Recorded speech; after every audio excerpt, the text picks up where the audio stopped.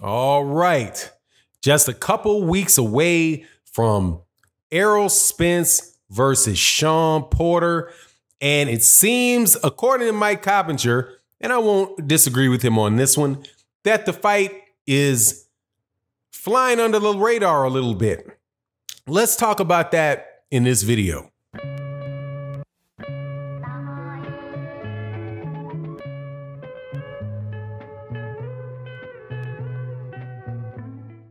All right, welcome back to the channel, subscribers. If you are not subscribed, please subscribe and hit the bell icon so you can be notified of when we release more videos. And also when we do our live streams, thank you guys that support in the live streams, that support in the Patreon. Also, make sure you go find out who Scrapbook Boxing is and get some of that good old boxing history. I feel like it's important for me to continue to plug that channel because the documentation of boxing history that's going on over in that channel is excellent. Scrapbook Boxing, definitely check them out. So, September 28th, is that the 28th? Pull up my calendar real quick. Yep. 1, 2, 3 weeks from now is Errol Spence Jr. versus Shawn Porter. The WBC champion, Shawn Porter, who is the former IBF belt holder, and one of the most exciting up-and-coming fighters, up-and-coming champions in boxing with a great trajectory is Errol Spence Jr. And they're going to be hooking up in Los Angeles.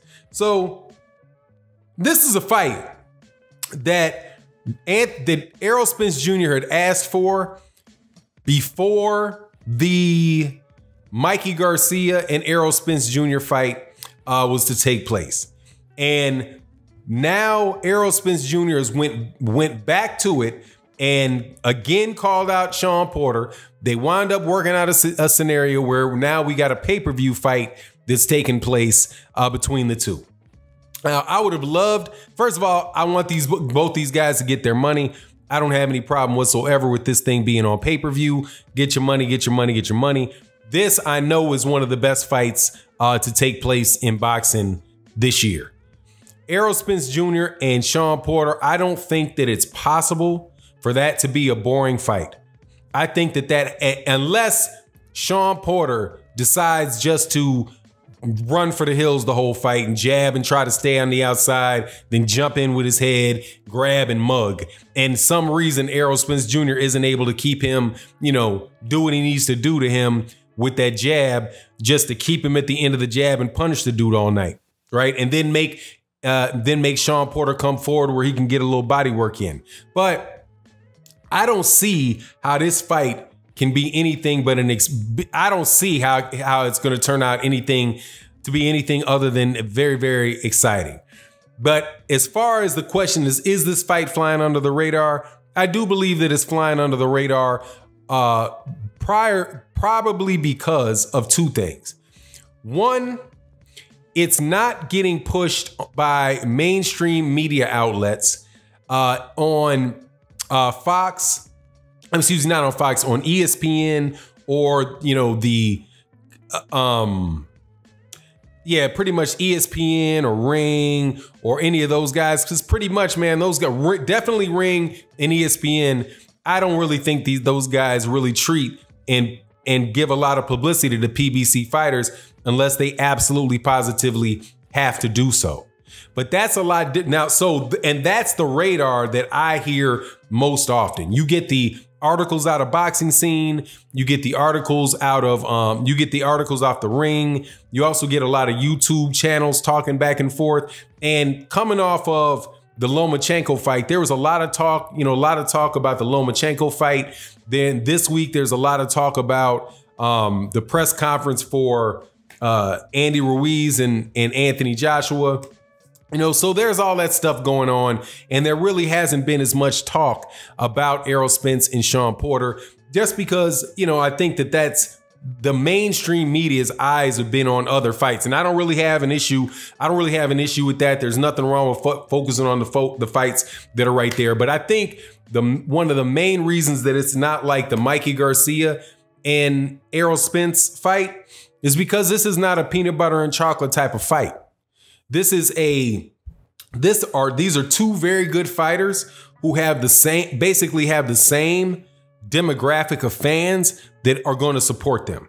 So where you have, a Shawn Porter versus a Manny Pacquiao. Manny Pacquiao's already a very, very established name, but you get, your Pac-tards excited about him. And then you get, the few 500-600 fans of Keith Thurman that were interested in Keith Thurman. And that's peanut butter and chocolate type of situation. And those are the things that you really do that a lot of times drive the big numbers and drive a lot of the interest. Mikey Garcia, I think that there was a lot of question about Mikey Garcia, an intrigue with Mikey Garcia moving up from 140 pounds to 147 pounds. A lot of people say 135 pounds, but he danced back and forth between the two of them. I think ultimately he's going to wind up staying at 147 pounds. But, but Errol Spence and Shawn Porter really doesn't have that dynamic.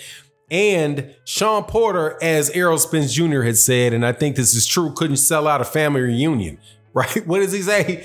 He said he couldn't sell out. He couldn't sell out a banquet at a family reunion. Something like that. Some very good joke I just ruined. Saying that, that Shawn Porter is really not, he's not a tremendous draw in the sport of boxing. I personally think that's because for some reason he doesn't fight in Ohio, where the guy is from. He fights, I think he might even be in Vegas, either in Vegas or LA, somewhere out west. And there's just not as much interest in what he's doing. Now, obviously, but it doesn't matter to me, because this is a fight that is moving the welterweight division in the right direction. This might not be a fight that is generating a ton of interest, but this is a fight that is putting a situation in place where the welterweight division, we can find out the answer that I think most boxing fans and definitely fans that are interested in the welterweight division should want to get answered. And that's who is the best welterweight in the world. Errol Spence Jr., if Shawn Porter was able to beat Errol Spence Jr., man, that would be an absolute huge win for him. And he would have to be a guy that you need to be considered one of the best fighters in boxing. I mean, right now he's got he's got Danny Garcia on his resume, but he's got a couple losses to Keith Thurman and Kell Brook. But he does have a win over an underrated win, in my opinion, with Yordenis Ugas. Now, if Errol Spence Jr. is able to beat Shawn Porter, which most people believe is the case, and I don't really even hear a lot of people being particularly nervous about the fight or really nervous about the outcome. I'm nervous about the outcome because that's just how I get. I get nervous for every big fight because, I want Errol Spence. I'm a fan of Errol Spence Jr. I will just say that out front. I'm a fan of Errol Spence Jr. I want Errol Spence Jr. to win the fight.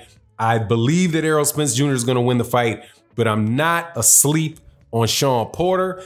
This guy is rough. This guy is tough. This guy is dirty. Or you can say he's crafty. All right. How about that? For my man, Junior the Truth, I'll call him crafty. Shout out to Ohio. Ohio against everybody. He's very crafty, and you just can't underestimate somebody in that type of situation. In the face-off, you can see that Shawn Porter was not scared of Errol Spence Jr. He didn't look hesitant. He was trying to get in Errol Spence Jr.'s head. I believe that he still might look at Errol Spence as a little bit of a kid because, Shawn Porter's older. He's been in the weight class longer. He remembers he was already an established pro when Errol Spence Jr. entered into the pros. The dude is he's got a lot of self-confidence. So, I'm not writing him off. But again, because there is that same demographic of fighters, of boxing fans, you're not going to get the cross appeal that you would get. Similar to if you see a fight, there's going to be a fight between Abner Mares and Leo Santa Cruz. Abner Mares and Leo Santa Cruz is a good fight, but Abner Mares and Leo Santa Cruz is not going to be, as exciting as, or, bring in two entirely different fan bases the way that a Andy Ruiz versus Deontay Wilder would. If Andy Ruiz is able to beat Anthony Joshua and he can fight Deontay Wilder, that's going to be an electric That's going to be an electric fight in the United States. And actually, man, that's what I really do. I really do hope that happens. So let me know what you think in the comment section about why the fight's not getting a ton of buzz. Is that going to change in the next couple weeks with Fox really pushing, trying to push the pay-per-view? I've seen some good things on there. But anyway, you let me know what you think. And with that, I'm out. Peace.